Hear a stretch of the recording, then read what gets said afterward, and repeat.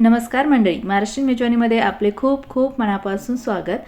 तर आज आपण कच्च्या कैरीच्या खमंग चवदार अशा पुऱ्या बनवतोय। तर रेसिपी स्किप न करता शेवटपर्यंत बघा।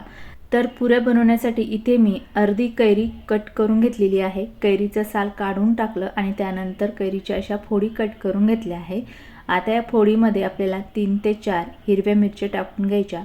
त्याचबरोबर यामध्ये 10 ते 12 लसणाच्या पाकळ्या टाकायच्या आणि भरपूर असा कोथिंबीर सुद्धा टाकून घ्यायचा आहे। त्यानंतर अर्धा चमचा जिरे टाकायचे आणि पाव चमचा ओवा टाकून घ्यायचा आहे।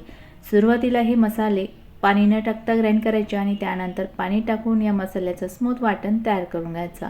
तर इथे मी वाटण तयार करून घेतलेलं आहे। बघू शकता एकदम स्मूथ असं वाटण तयार झालं। आता हे वाटण बाजूला ठेवू आणि त्यानंतर एका बाउलमध्ये आपल्याला मोजून एका कपाने 1 कप भरून गव्हाचं पीठ घ्यायचं आहे। पुरी छान खुसखुशीत होण्याकरिता त्याच कपाने पाव कप बेसन पीठ टाकून घ्यायचे। त्यानंतर पिठामध्ये पाव चमचा हळद, 1 चमचा लाल मिर्च पावडर आणि 1 चमचा मीठ टाकून घ्यायचे आणि पिठामध्ये हळद, मिरची पावडर आणि मीठ व्यवस्थित मिक्स करून घ्यायचं। मिक्स झाल्यानंतर आपण जे कच्च्या कैरीचं वाटण तयार केलेलं आहे ते सर्व वाटण आता या पिठामध्ये टाकून घ्यायचे आणि वाटण टाकल्यानंतर आता या वाटणामध्ये हे पीठ आपलं व्यवस्थित मिक्स करून घ्यायचं आहे। तर या ठिकाणी वाटण पिठामध्ये मिक्स करून झालेलं आहे। आता या पिठामध्ये आपल्याला एक्स्ट्रा पाण्याची गरज पडणार आहे। तर त्यासाठी मी ग्राइंड केलेल्या मिक्सरच्या भांड्यामध्येच थोडंसं पाणी टाकून घेतले। आता या पिठामध्ये आवश्यकतेनुसार आपल्याला पाणी टाकायचं आणि पुरीसाठी आपल्याला हे पीठ घट्ट मळून घ्यायचं आहे। तर या ठिकाणी मी पीठ मळून घेतलेलं आहे आणि मळलेलं पीठ तुम्ही बघू शकता छान घट्ट पीठ मळून घेतलं। आता या पिठाची आपल्याला लगेच पुऱ्या बनवायची आहे। त्यासाठी पोळपाट बेलन घ्यायचे आणि मळलेल्या पिठाचे 2 भाग करून घ्यायचे आणि तोडलेला पिठाचा गोळा आपल्याला पोळपाटावरती छान असा सॉफ्ट करून घ्यायचा। पोळपाटाला थोडंसं तेल लावायचं म्हणजे आपलं पुरीचं पीठ पोळपाटाला चिटकणार नाही। आणि त्यानंतर आता या पिठाची आपल्याला पोळी लाटून घ्यायची आहे। तर या ठिकाणी मी पिठाची पोळी लाटून घेतलेली आहे। तुम्ही बघू शकता खूप मोठी अशी मी पोळी लाटून घेतली। पोळी लाटून झाल्यानंतर आता या पोळीच्या आपल्याला पुऱ्या कट करायच्या। त्यासाठी इथे मी एक गोल आकाराची वाटी घेतली। तुम्ही वाटी किंवा झाकण सुद्धा पुरी कट करण्यासाठी वापरू शकता। तर वाटीच्या मदतीने अशा आपल्याला छान गोल गोल पुऱ्या कट करून घ्यायच्या आणि त्यानंतर पुरीच्या बाजूचं एक्स्ट्राचं पीठ आपल्याला काढून घ्यायचं आहे। तर या ठिकाणी बघू शकता अगदी मस्त गोल गरगरीत पुऱ्या कट झालेल्या आहे आणि पुरीचा थिकनेस बघू शकता खूप पातळ नाही आणि खूप जाड नाही अशा मध्यम थिकनेसच्या आपल्याला पुऱ्या बनवून घ्यायच्या आहे। आता ह्या बनवलेल्या पुऱ्या आपण तेलामध्ये तळून घेऊ। तर पुरी तळण्यासाठी कढईमध्ये तेल गरम करून घेतलं।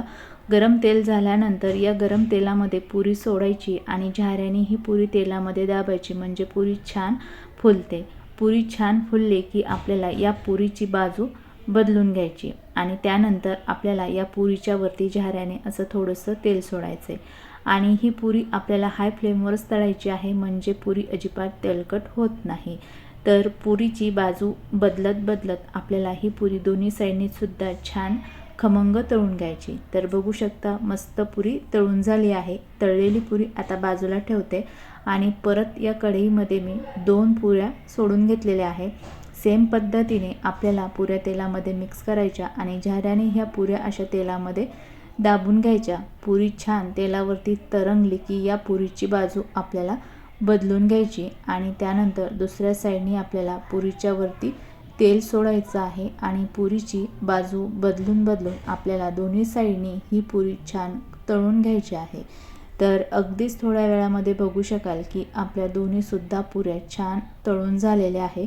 तळलेल्या पुऱ्या आता तेलामधून काढून घेऊयात आणि सेम पद्धतीने शिल्लक राहिलेल्या पिठाच्या सुद्धा आपल्याला अशाच पुऱ्या तळून घ्यायच्या आहे। तर सेम पद्धतीने इथे मी सर्व पिठाच्या पुऱ्या तळून घेतलेल्या आहे। तळलेल्या पुऱ्या बघू शकता मस्त टम्म फुगलेल्या आहेत आणि खूप खुसखुशीत अशा आपल्या कच्च्या कैरीच्या पुऱ्या तयार झालेल्या आहेत। पुरी तुम्हाला तोडून सुद्धा दाखवते। तर बघू शकता खूप मस्त अशा आपल्या कच्च्या कैरीच्या पुऱ्या तयार झालेले आहेत आणि ह्या पुऱ्या नुसत्या खायलासुद्धा खूप छान लागतात आणि तुम्ही ह्या पुऱ्या दह्यासोबत किंवा गोड लोणच्यासोबत एन्जॉय करू शकता. खूप छान लागतात. तर माझ्या पद्धतीने अशा कैरीच्या पुऱ्या नक्की करून बघा आणि रेसिपी आवडली असेल तर रेसिपीला लाईक, कमेंट, शेअर करायला विसरू नका. परत भेटूयात पुढच्या व्हिडिओमध्ये. तोपर्यंत बाय बाय. Take care.